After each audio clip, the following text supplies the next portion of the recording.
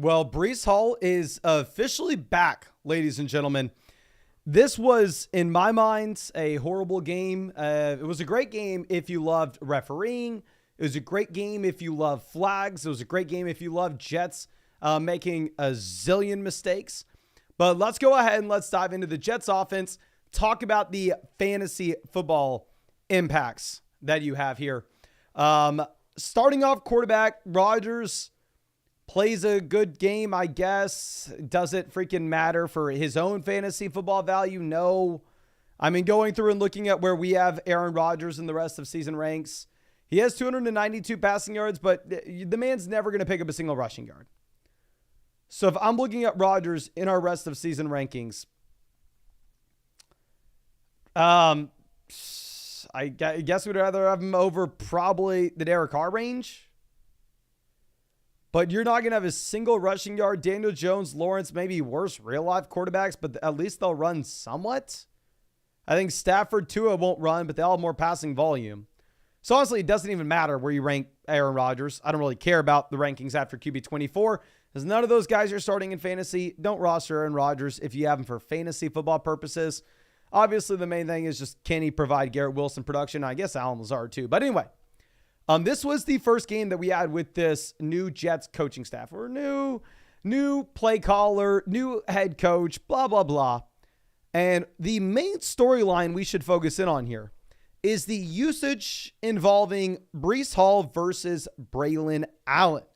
And oh dear God, I am finally allowed to move Breece Hall back up these rankings without y'all making fun of me. So previous to this game, we had Breece Hall down here at RB6.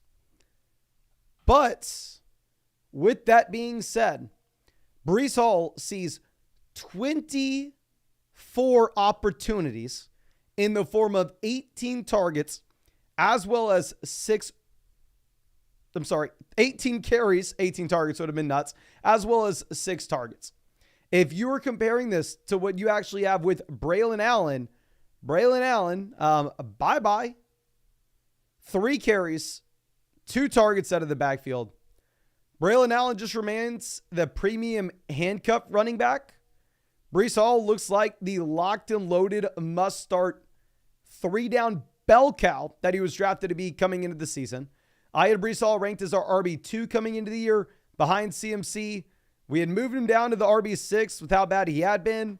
At this point, I'm willing to definitely have Breece Hall ahead of Jahmyr Gibbs. Breece versus Kamara, Derrick Henry, Kyron Barkley.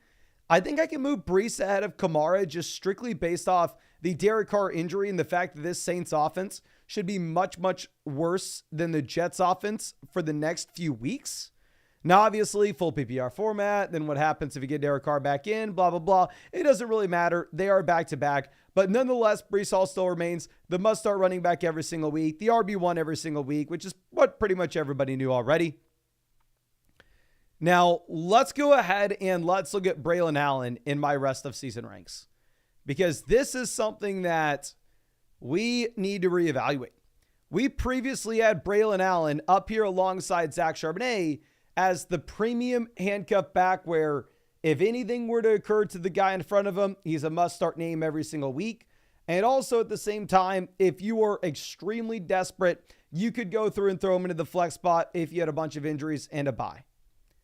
However, none of that crap matters, as Braelon Allen no longer looks like he is anything close to the Zach Charbonnet mold, where Charbonnet you can start if you are extremely desperate with Kenneth Walker healthy. Like, if I'm looking at Braelon Allen, why the hell would I prefer Braelon Allen over Tyler Algier? Honestly, I think Algier is going to be a lot closer to that Zach Charbonnet mold. I think Algier's right here with Bigsby now that you have the Travis Etienne injury news where Etienne should be out multiple weeks. I think you'd even consider moving Bigsby. We don't need to go down that road. That'll be for some videos later in the week. Really, I want to focus in on the Jets. I think Braelon Allen falls to where he is just a handcuff back. He's the same as Tyrone Tracy for me rest of season, where there's no way in hell you play this guy if the starter ahead of him is healthy. But if the starter ahead of him goes down, then obviously at that point, he is kind of a must-start option. Now, going over to the receivers, I really need your help with this. Like, this is what I just simply don't get. Because 9 times out of 10, these older veteran wide receivers that were never viable in fantasy, that all of a sudden they come out and they give you a big spike week or two, they're guys that you can just kind of ignore, saying, oh, okay, he's going to come back down to earth in a big time way. But freaking Allen Lazard, how many weeks does this have to happen before I just finally give him his credit?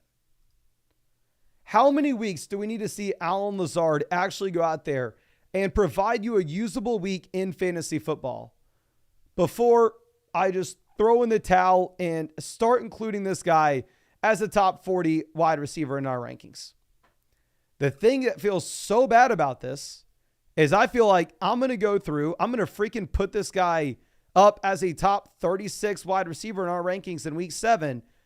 And then we are going to get the complete dud and we're going to get nothing. But I can't keep pretending like this guy's not doing what he is doing. Allen Lazard this season has 1 game without double-digit points. He has 1 game with fewer than 10 fantasy points and multiple games with more than 20.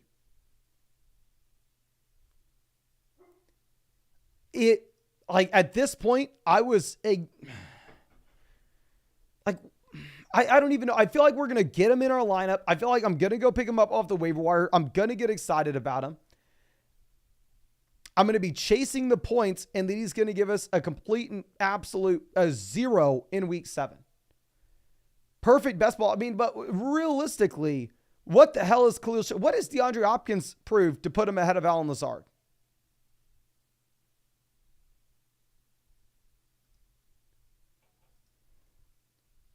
Yeah, he's not young. Do not think that, Allen Lazard, 28-year-old breakout. That's what we're used to. Like, this is my hesitation that you have with Allen Lazard, is let's go through and let's look at the other seasons that we've had from him. Obviously, 2023 may be unfair to look at. You didn't have Rodgers. 2022, Lazard, I guess, gave you a couple double-digit weeks. You didn't have a single week over 20 fantasy points. 2021, you had 2 weeks over 20. I guess Lazard was better in the past than I even gave him credit for then. I don't know. I think Allen Lazard is probably somebody that you can start going into the future. The man literally has 6 receptions, 114 receiving yards, receiving touchdown. Now, obviously, the Hail Mary, it ain't happening again. It was cool. It's exciting. It's fun to keep the Jets in the game.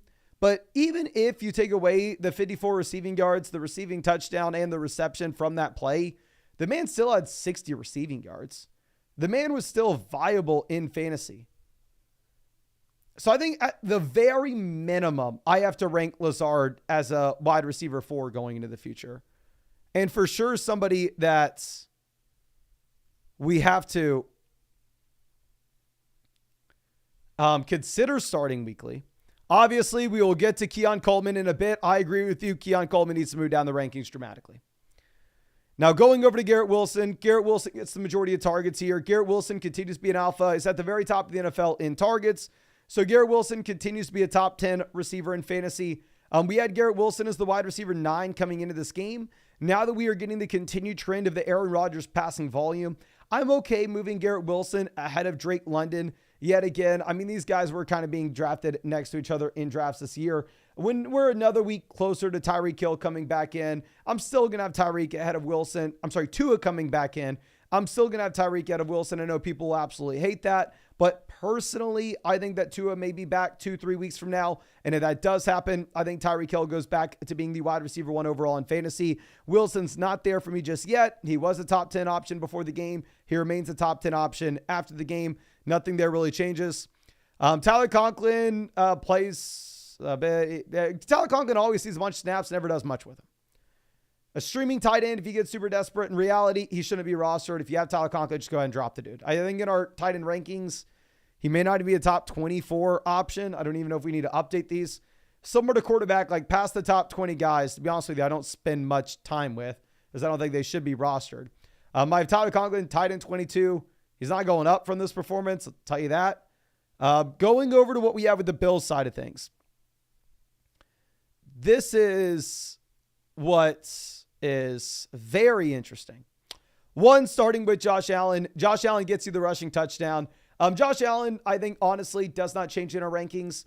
We've been looking at him previously as an option that's more inconsistent than what you have with the other elite rushers in Lamar, Hurts, Daniels.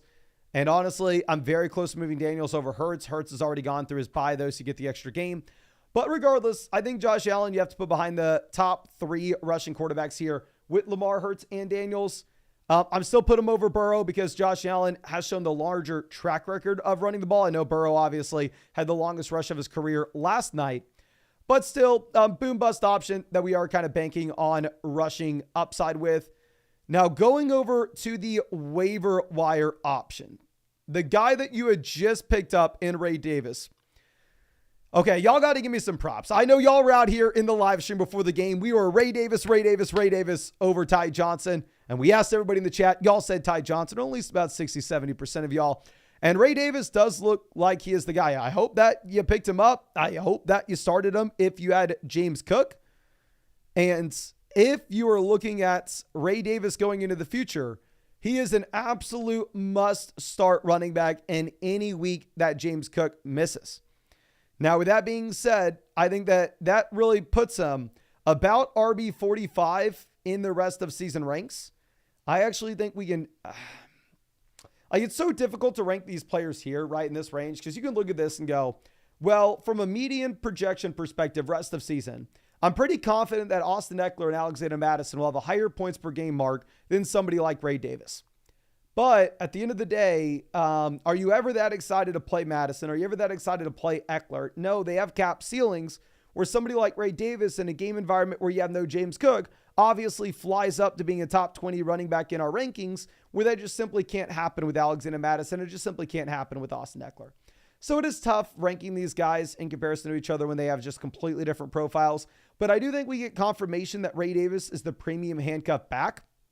And like I said, you definitely need to go through and you definitely need to be putting Ray Davis as a premium waiver wire pickup. I will say real quick, if you need help with the waiver wire in your league, one thing that we just added to the My Teams page over there on the site, obviously these rankings, everything we're showing is on flockfantasy.com, but I'm sure that a lot of y'all have already hooked up your teams for free with flockfantasy.com. You get to see the power standings every single week with the rest of season values that you have here. So you can go ahead and look at my team where we are moving to 4-2. We should be freaking 5-1 if it wasn't for the Frymuth fumble at the end of the game.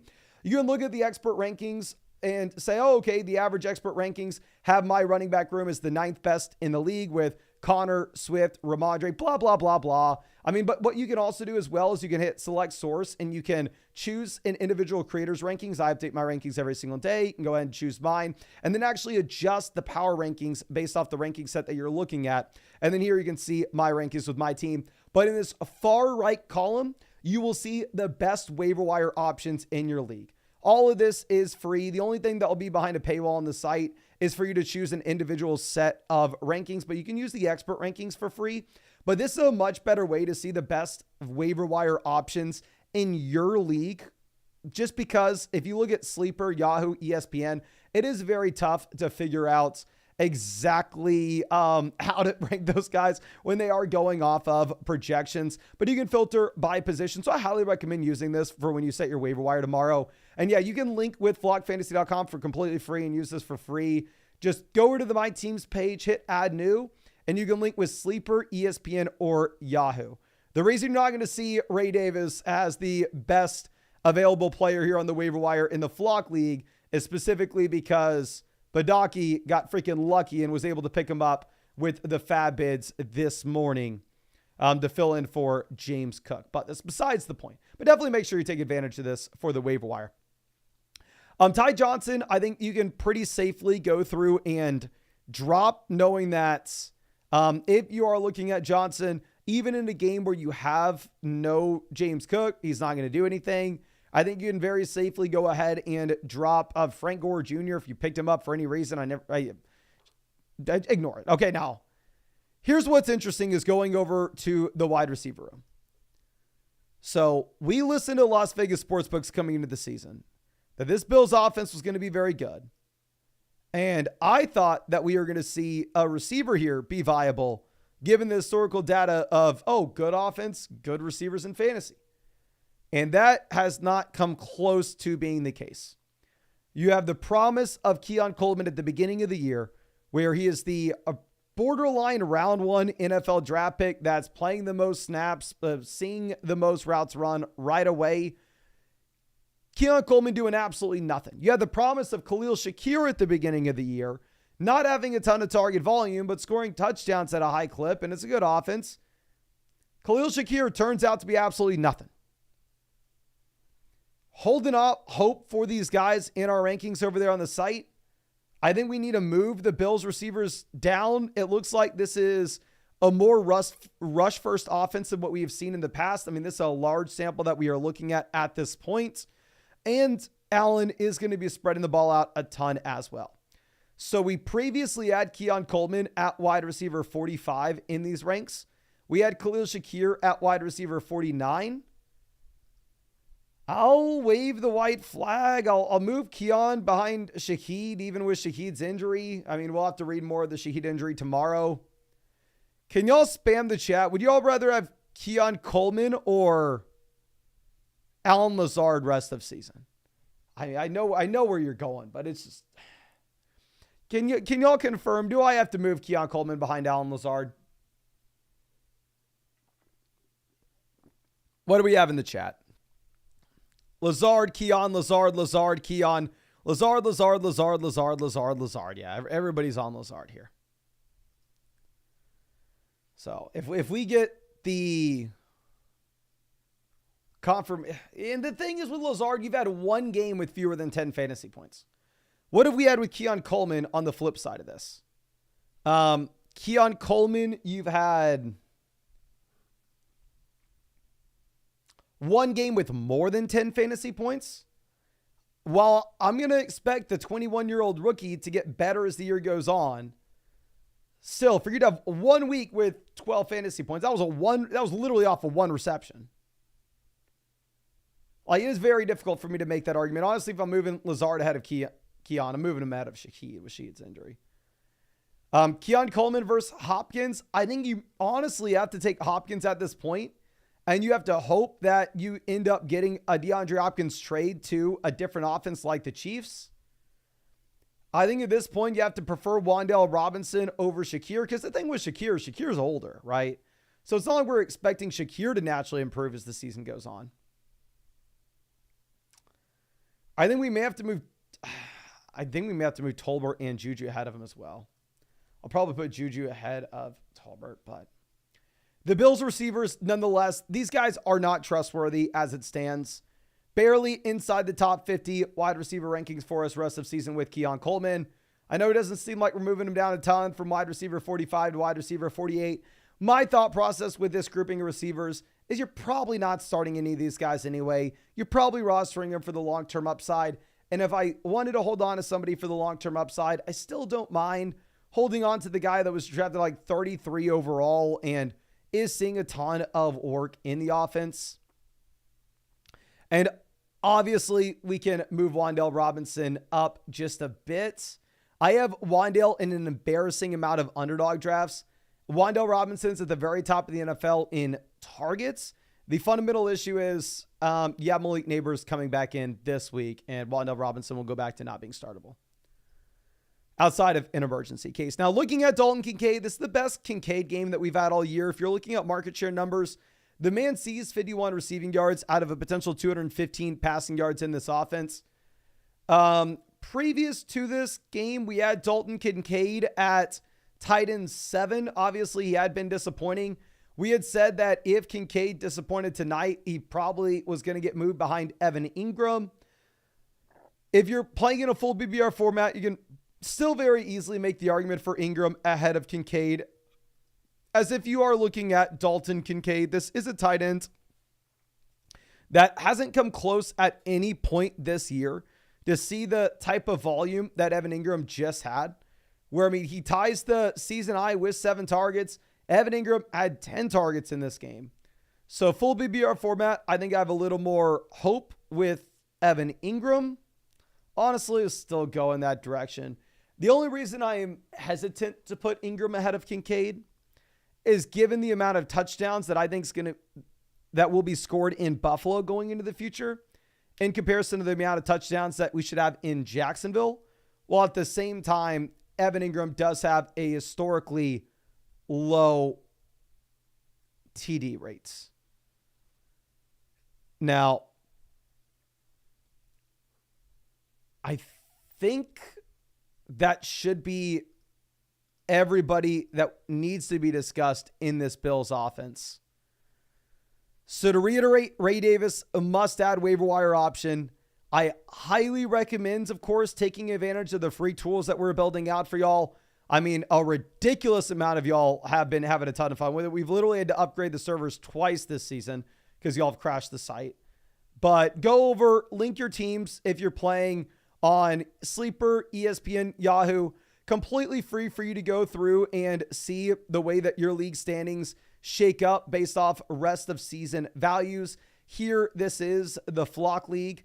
And also, you can actually go through and use this tool as well to determine the best waiver wire options. I would recommend using my rankings as I do update them the most often here. But you can go ahead and you can sort by quarterback, running back, wide receiver, or tight ends, the best available that are in your league to try to help you out with the waiver wire. Obviously, we have a bunch of other free tools on the site for y'all, including the trade finder where you can go over and you can say, oh, okay, I am tired of looking at, say, I don't know, Keon Coleman on my roster. I want to go through and I want to trade away Keon Coleman. And go ahead and you can look at all trades involving Keon Coleman here.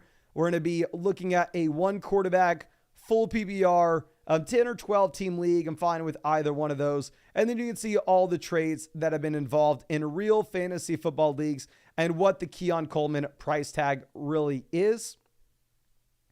And then obviously we have the rankings on the site for y'all for free as well. What is going to be free on the rankings page is if you go over and you look at the expert consensus, which is the average of all the experts on the site. Of course, if you want to select an individual creator, you can. Those will just be behind a paywall. But if you're a paid member of the site, you can. So you can go check out my rest of season rankings here, of course. But I think that should be it. Of course, if you wanted to hear what we had to say about the Jets offense, just go back to the beginning of this live stream. I really appreciate you and really hope that I was able to help you out with either the live stream or with the free tools we're building out for you on the site. And of course, you can find that link to the site in the description as well as the comment section of this video. But much love, and I really hope I get to see you out with the live stream tomorrow night.